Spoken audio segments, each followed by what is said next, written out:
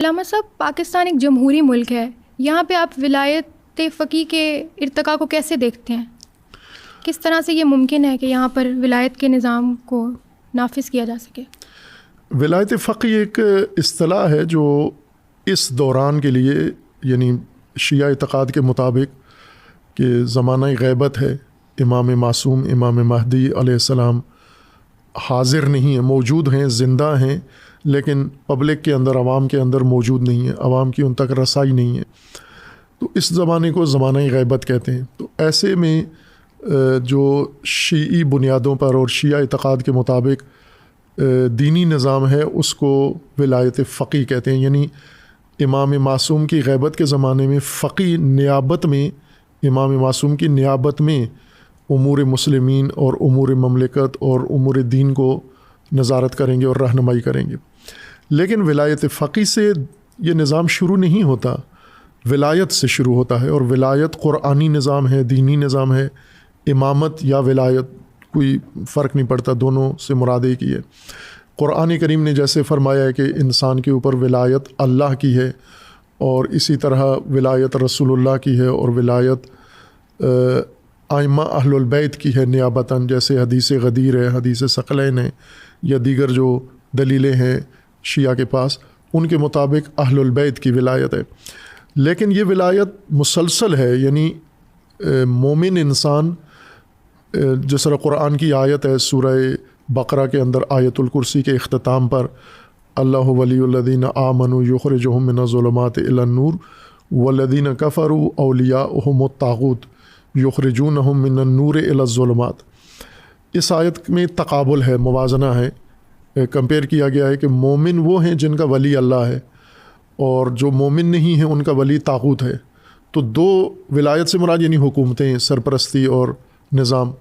تو جو مومن ہے وہ اللہ ہی کی ولایت میں ہوگا، اور اللہ کی ولایت رسول اللہ کے ذریعے اور اہل البیت کے ذریعے زمین کے اوپر نافذ ہونی ہے۔ تو یہ بنیادی طور پر ولایت فقیہ ہم یوں سمجھ سکتے ہیں کہ یہ تیسرے چوتھے کیٹیگری میں یہ نظام ولایت فقیہ آتا ہے۔ سب سے پہلے ہے اللہ کی ولایت، اللہ انما ولیکم اللہ، اللہ ولی ہے، اور پھر اس کے بعد رسول تمہارے ولی ہیں، اور پھر اس کے بعد اولی الامر تمہارے ولی ہیں، اولی الامر ولی ہیں۔ اولی الامر کی دو کیٹیگری ہیں، ایک اولی الامر جو اللہ کی طرف سے یا رسول اللہ کی طرف سے نامزد ہوتا ہے، جیسے مولا علی علیہ السلام ہیں یا جیسے اہل البیت علیہ السلام ہیں، اور ایک ولی ہے جو ایک ضابطے کے مطابق ان کی نیابت میں ولی بنتا ہے۔ جیسے مولا علی علیہ السلام ولی ہیں اور مدینہ میں یا کوفہ میں ہیں، لیکن مصر کے لیے اپنا نائب بنایا ہے، پہلے محمد ابن ابی بکر رضی اللہ تعالیٰ عنہ کو بنایا ہے، پھر اس کے بعد مالک اشتر رضوان اللہ علیہ کو بنایا ہے، یا دیگر علاقوں کے اندر مولا علی خود مرکز میں ہیں، لیکن نائبین ان کے پوری مملکت میں ولایت کا نظام، وہ ولی ہی کہلاتے تھے، وہ بھی ولی مصر، ولی کوفہ، ولی مدینہ، ولی مکہ، یہی ان کا عنوان تھا۔ تو امام اگر اولی الامر حاضر بھی ہوں تو نیابت کے ذریعے پوری مملکت کے اندر اپنا نظام بنائیں گے۔ اور اب جو صورتحال ہے وہ یہ ہے کہ وقت کے لحاظ سے ولی اولی الامر جو نامزد منصوب اولی الامر ہیں وہ غائب ہیں، حاضر نہیں ہیں، لوگوں کی دسترس میں نہیں ہے۔ تو ایسے میں ان کے نائبین کے ذریعے نظام ولایت چلے گا، اور نظام ولایت زمانہ غیبت میں خود امام معصوم کے حکم سے، امام زمانہ کے حکم سے قائم ہوا ہے۔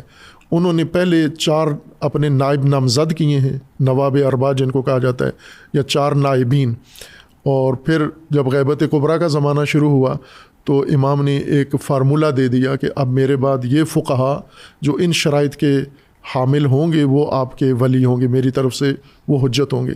تو چونکہ وہ فقہا نمائندگی میں یا نیابت میں امام معصوم یا ولی امر مسلمین کے، جو اللہ نے اولی الامر جن کو بنایا ہے، ان کے نائبین فقہا ہوں گے، تو اس وجہ سے اس حکومت کو یا اس سیاسی نظام کو ولایت فقیہ کہا جاتا ہے۔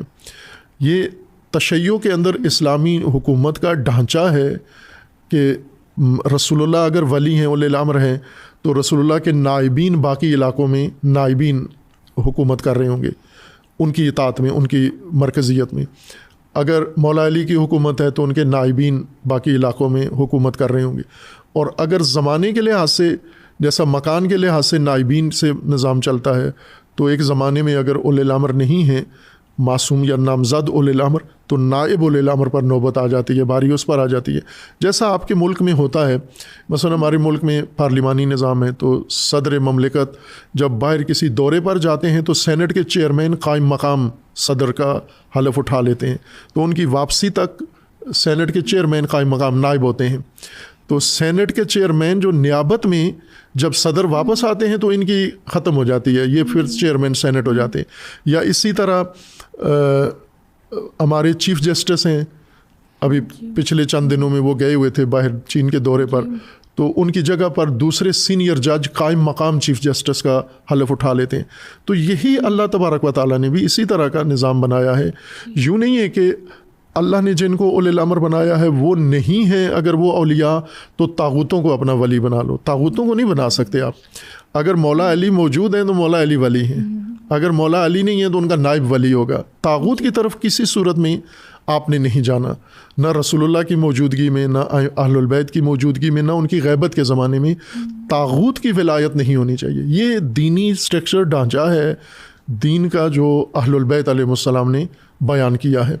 اس کے مطابق ہم یہ کہتے ہیں کہ پاکستان ہو، افغانستان ہو، ہندوستان ہو، پوری زمین پر جو قانونی شرعی طور پر قرآنی جواز ہے حکومت کرنے کا، وہ اولی الامر کو ہے اور نائب اولی الامر کو اجازت ہے.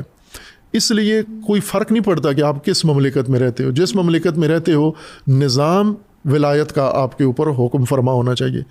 یوں نہیں ہے کہ آپ اس ملک میں یہ نظام چلا لو، دوسرے ملک میں دوسرا نظام چلا لو، تیسرے ملک میں تیسرا نظام چلا لو. جو اللہ کی طرف سے معین نظام ہے وہ آپ کا ولایت کا نظام ہوگا.